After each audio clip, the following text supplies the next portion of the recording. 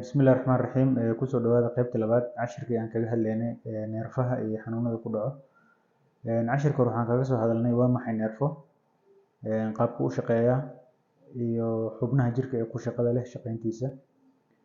Cashirkan waxaan kaga hadlaynaa cilladaha ku dhaco xanuunada ku dhaco neerfaha. Waxaan hore usoo sheegnay in ka badan ilaa 600 oo cudur ama cillad ay neerfaha saameeyaan.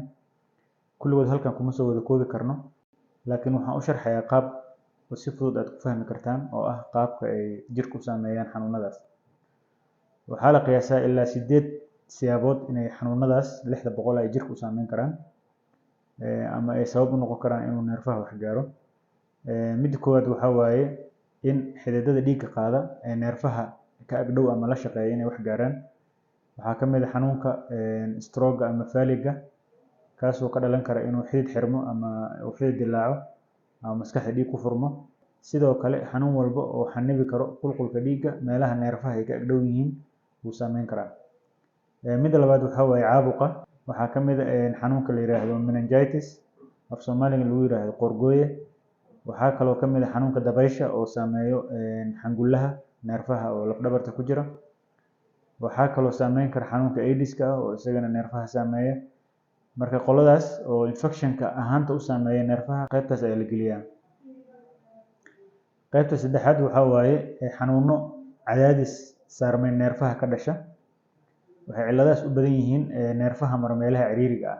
Waxaa jiro neerfo meelo ciriiri ah maro, qaarkood lafo duldulaalo ku dhex yaala ay ka dhex dusaan, qaarkood seedo meel dhex maraya ay la maraan, qaarkood murqo is dul saaran ay ka dhex baxaan. Marka u sahlan yihiin hadduu jig yar ay timaado ama si qaldan uu qofku wax u qabto in neerfahaas cadaadis uu fuulo, waana cillad ku badan bulshada Soomaalida. Xanuunada noocaas oo kale oo ka dhasho cadaadiska neerfaha fuulo waxaa ka mid ah afqalooca ama shimbirowga.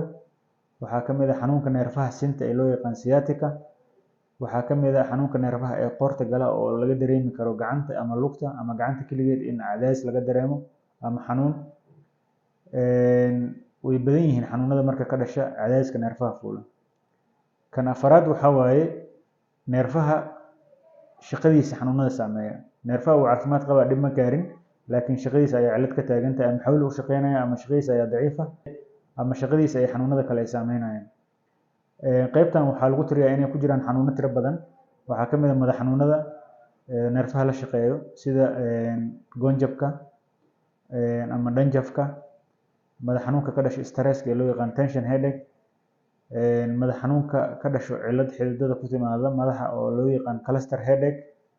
Waxaa ka mid ah xanuunada dhimirka ku dhaco badankood sida depression-ka oo kale, niyad jabka, walwalka, isku buuqa. Waxaa ka mid ah walaaca iyo cillad argagaxa ee loo yaqaano panic attack. Waxaa kaloo ka mid ah qalalka cillad neerfaha kama jirto, laakiin shaqadiisa ayaa xad dhaaf ah oo koronto badan ayuu sii deynayaa, taasoo keenayso in qofku uu dareemo calaamadihii qalalka. Midda shanaad waxaa waaye xanuuno toos u abbaara neerfaha oo baabi'iya. Waxaa ka mid ah xanuunadan oo waayeelada ku dhaco sida laleemada oo kale, Parkinson-ka loo yaqaano. Waxaa ka mid ah xanuunadan keena hilmaanka iyo isku dhex yaaca oo kharafka oo dadka waayeelada ku dhaco oo Alzheimer loo yaqaano. Khaanadaas xanuuno badan ayaa ku jiro oo neerfaha sidaas u saameeyo. Midda lixaad waxaa waaye kansarada ama burooyinka neerfaha asiibo. Kansaro u gaar ah jira neerfaha ku dhaco ama madaxa ku dhacaan ama laf dhabarta xangulaha ha saameeyaan ama neerfaha kale jirkaba ha saameeyaan. Midda toddobaad waxaa waaye sunta. Sun badan oo waxaa jirta neerfaha abbaarta oo xanuuno lagu tiriyo inay qaabkaas wax u saameeyaan. Waxaa loo yaqaanaa neurotoxins. Waxaa ka mid ah khamriga, waxaa ka mid ah mercury-ga. Sunta badanaa neerfaha saameysana waa sun halis ah oo badanaa qofka si sahlan ayay ku dili kartaa.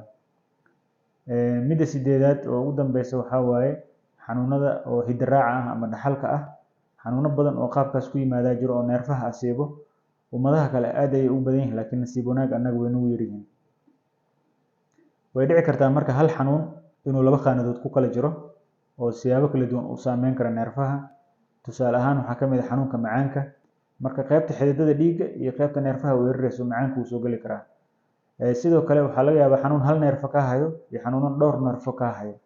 Marka qaabkaas ayaa u sahlan inaad u fahantid si loo kala qaybiyo xanuunada ku dhaca neerfaha. إن شاء الله qaybta noo xigta waxaan ka hadli doonaa astaamaha cilladaha neerfaha oo dadka badan aysan fahansanin badan xanuun aan neerfaha ku shaqo lahayn ay dadka yiraahdaan neerfa ayaa hayo waa muhiim inaad ogaatid in xanuun neerfaha uu ku hayo inta aadan dhakhtar ku imaanin si aad u sheegi kartid cabashadaada marka waa inuu cashirka xiga iyo astaamaha lagu garto in aad xanuunka neerfaha aad qabtid waana mahadsantihiin